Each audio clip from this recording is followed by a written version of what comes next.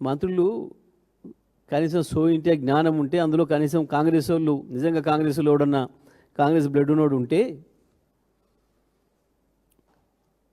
ఒకసారి ఆలోచించుకోవాలి. రాహుల్ గాంధీ స్వయంగా సిబిఐ అనేది మోడీ జేబు సంస్థలాగా పనిచేస్తుంది, బీజేపీకి మోడీ సంస్థలాగా, బీజేపీకి ఫ్రంటల్ ఆర్గనైజేషన్గా పనిచేస్తుంది అని చెప్పి స్పష్టంగా చెప్పింది. మోడీకి జేబు సంస్థలాగా ఉన్న సంస్థకి ఈ రాష్ట్రంలో ఉన్న ఒక ప్రధాన ప్రతిపక్ష నాయకుని పైన కేసు అప్పచెప్పడం అంటే రేవంత్ రెడ్డి ఎవరి కొరకు పనిచేస్తుండో, ఎవరి జేబు మనిషిలాగా పనిచేస్తున్నాడో అర్థమవుతుంది. రేవంత్ మోడీ చేతిలో కీలుబొమ్మలాగా పనిచేస్తున్నాడు తప్ప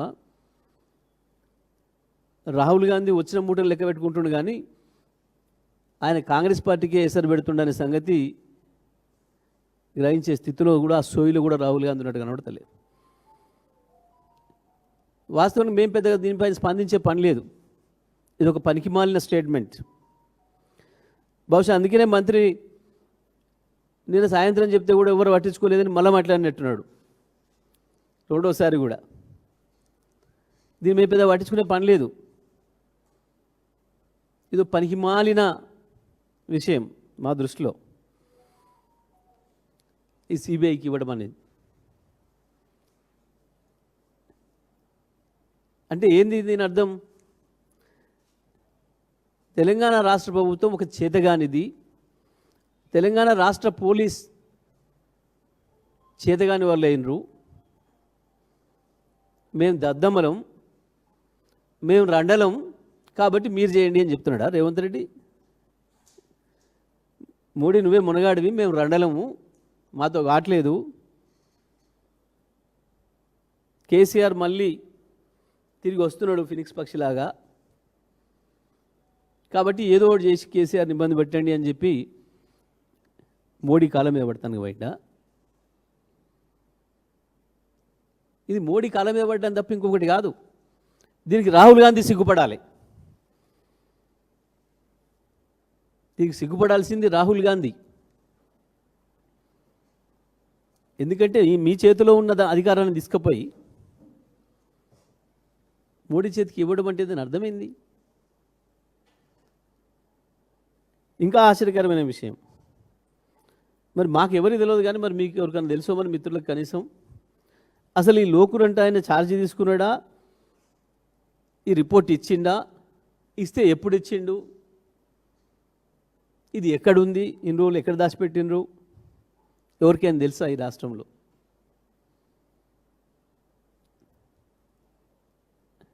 లోకురంటేనే మమ్మల్ని ఏం విచారణ చేయలే. లోకురు గారు కేసీఆర్ గారికో ఇతరులకో ఎవరికి కూడా ఏం నోటీసులు ఇవ్వలే, సమాచారం ఇవ్వలే, మమ్మల్ని పిలిచి మాట్లాడలే, విచారణే జరగలేదు. లోకురు నాయకత్వంలో విచారణే జరగలేదు.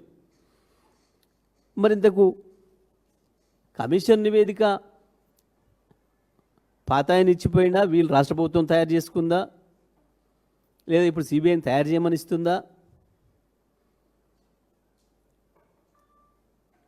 ఏ రోజు ఇచ్చింది అనేది ఇప్పుడు ఎవరైనా విన్నామా ఈ రాష్ట్రంలో? పలానా రోజు నాడు ఈయన ఇచ్చిండు అని చూసినామా మనం?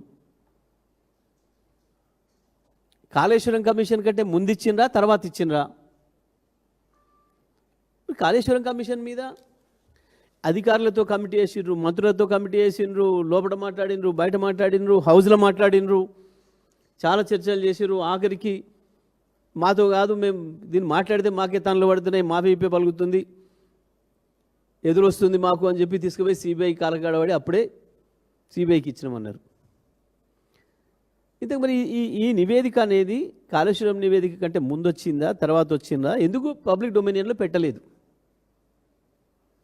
ఎందుకు ప్రజల ముందు పెట్టలేదు? కాళేశ్వరం ఏదైతే కాళేశ్వరం నివేదికను తీసుకొచ్చి దాంట్లో పెట్టినరో శాసనసభలో, ఎందుకు ఇది నిజంగా నివేదిక కనుక జస్టిస్ లోకూర్ గారే ఇచ్చుంటే ఎందుకు పెట్టలే? దీని అర్థమైంది అంటే మా లెక్క ప్రకారం లోకూర్ గారు వీళ్ళే తిట్టిపోయాడు, ఎవడరా ఈ తలకాయలేని కమిషన్ వేసింది, ఎవడరా వీడిన్లా అని. చదువుకున్నాడా చదువురానాడా వీడు అజ్ఞాన?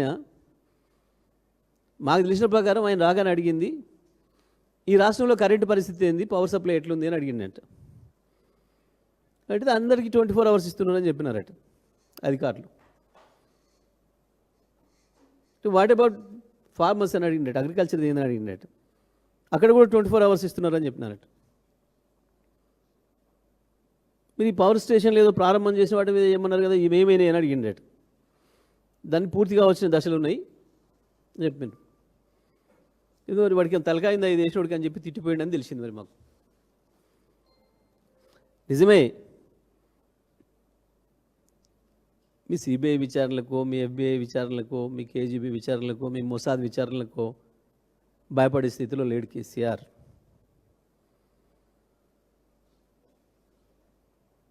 ఈ విచారణలు ఏమి చేయలేవు మమ్మల్ని. మేమే కదా ఛాలెంజ్ చేసినాం నిండు శాసనసభలో. మీలాగా అక్కడిక్కడ చెత్తబాగుడు వాగలే. స్కూల్ పిల్లల దగ్గర పోయిన కేసీఆర్ మీద బూతులు, మహిళల మీటింగ్ పోయిన కేసీఆర్ మీద బూతులు, ఏమన్నా ఆధ్యాత్మిక సమావేశానికి పోయిన కేసీఆర్ గారి పైన బూతులు నువ్వు మాట్లాడినట్టు మేము మాట్లాడలే. నిండు శాసనసభలోనే మాట్లాడినాం, అక్కడే అడిగినాం. మీకు మొక్కాలు ఉంటే, మీకు దమ్ము ఉంటే, మీకు ధైర్యం ఉంటే శాసనసభలో పెట్టాల్సి ఉంటుంది. ఒకవేళ ఇచ్చింది నివేదిక నిజమే, సుప్రీంకోర్టు రిటైర్డ్ జడ్జి గారి కనుక ఇచ్చి ఉంటే నిజమే, ఎవడి మీద చేయాలి వాస్తవాన్ని విచారణ? ప్రజలు సిద్ధంగా ఉన్నారు. మీ ముఖాలకు కేసీఆర్ ఇచ్చిన కరెంటు ఇవ్వలేకపోతున్నారు. చక్కగా కరెంట్ ఇవ్వలేకనే వేలాది మంది రైతులని పుట్టన పెట్టుకున్నారు.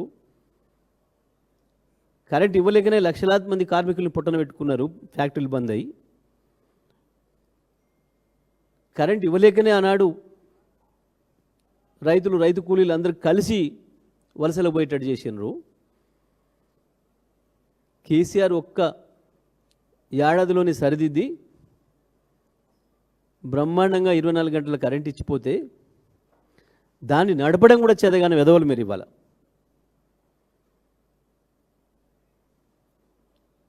ప్రతిదీ విరగొట్టుడు, నరకేసుడు, నాశనం చేసుడు, కూలగొట్టుడు తప్ప మీ ముఖాలకి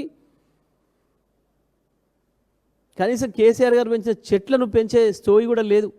ఎక్కడికక్కడ నరుకుతున్నారు దుర్మార్గంగా. మిషన్ భగీరథ నిజంగా భగీరథుడే ఉంటే ఆత్మహత్య చేసుకునే స్థితి వచ్చింది అలా మీరు నడుపుతున్న విధానం చూసి. మొత్తం అన్ని వ్యవస్థలు కుప్పకూలిపోయినాయి.